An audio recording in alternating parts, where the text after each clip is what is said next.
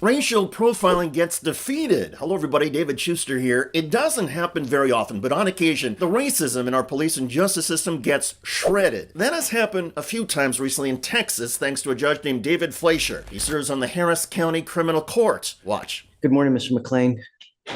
Sir, you're charged with interference with the duties of a public servant. You're facing up to 6 months in jail and/or a $2,000 fine. We're going to do probable cause. You have the right to remain silent. Anything you say can or will be used against you. You have the right to have an attorney present. If you cannot afford one, one will be appointed to you. Yes, sir. An officer initiated a traffic stop in Harris County, Texas, after observing the defendant exceed a speed limit of 45 miles per hour and make unsafe lane changes. The defendant did not have his driver's license, but told the officer his name and date of birth. While the officer was running the defendant's name, he observed the defendant exit his vehicle, and the officer told the defendant to get back inside the vehicle. And the defendant responded, "Do I have to?" The officer exited the vehicle and attempted to detain the defendant. The defendant tensed up and locked his arms. Everything is conclusory. What has he done wrong? What?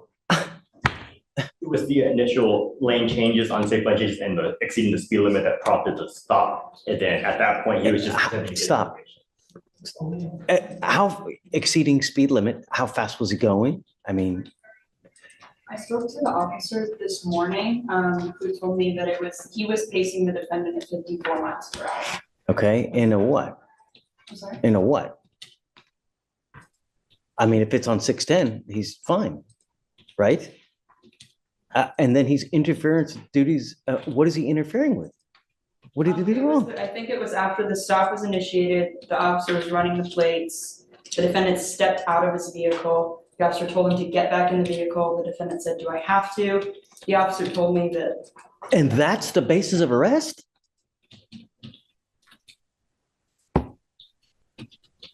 See how Can I speak, Your Honor. please? Don't. Are you losing? No, sir. Okay.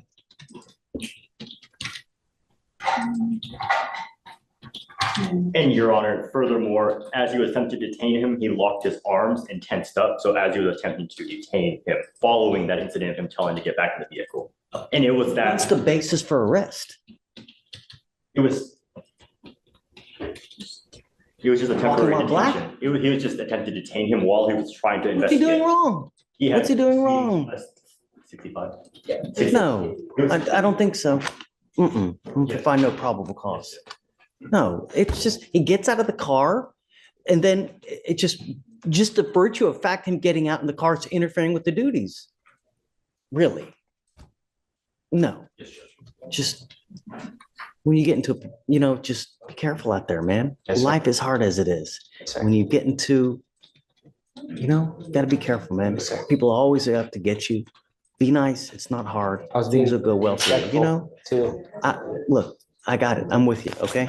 Just hang tight with me for a second, okay? All right. The judge threw out the case, and the video of Judge Fler admonishing prosecutors and showing compassion to Mr. McLean has gone viral. And it's just one of several cases the judge has memorably thrown out because police and prosecutors disregarded a defendant's constitutional rights. In October, the judge delivered a victory for a black defendant facing charges of marijuana possession. Judge Fler quickly dismissed the case due to a lack of probable cause, and then he chided both the police and the prosecutors for bringing the case in the first place, suggesting the man's arrest had clearly stemmed from walking while black. In a similar case in June, Judge Fler dismissed charges against another black man who was arrested after police saw him walking through a park when it was closed. Officers spotted the man and chased him. During the chase, police saw a handgun fall from the man's waistband. Eventually, police caught the guy and charged him with evading arrest and unlawfully carrying of a weapon. But in court, Judge Fler found no probable cause to suspect the man had committed a crime. Here's the rub. What's he doing? Said the judge. Walking while black? All I see is that they go up to him and they just start searching. Judge Fler, who is known for being both soft-spoken and tough as nails, has told media reporters that he's simply doing his job, standing up for the Constitution and providing transparency. Along the way, the public is getting a compelling education on issues like probable cause. Under the U.S. Constitution and Supreme Court case law, police officers are required to have a legitimate reason for suspecting illegal activity before carrying out a search or arrest. The skin color, age, ethnicity, or gender are not legitimate reasons. In many states, police are required to have a reasonable, articulable suspicion that a crime has been committed, is being committed, or is about to be committed. Walking or driving driving while black is not a reasonable, articulable suspicion. However, some police and prosecutors try to get around that by hoping potential defendants do not know their rights or waive them. And in those cases, the last chance for justice can rest with a judge. And many judges do not probe the alleged evidence or facts of the case with the same determination as Judge David Fleischer. In Texas, criminal court judges are elected to their position. Judge Fleischer, who first became a lawyer in 2004 and practiced as a criminal defense attorney, was first elected judge in 2018. He won re-election in 2022, and he will be up for re-election in 2026. The Democrat is making about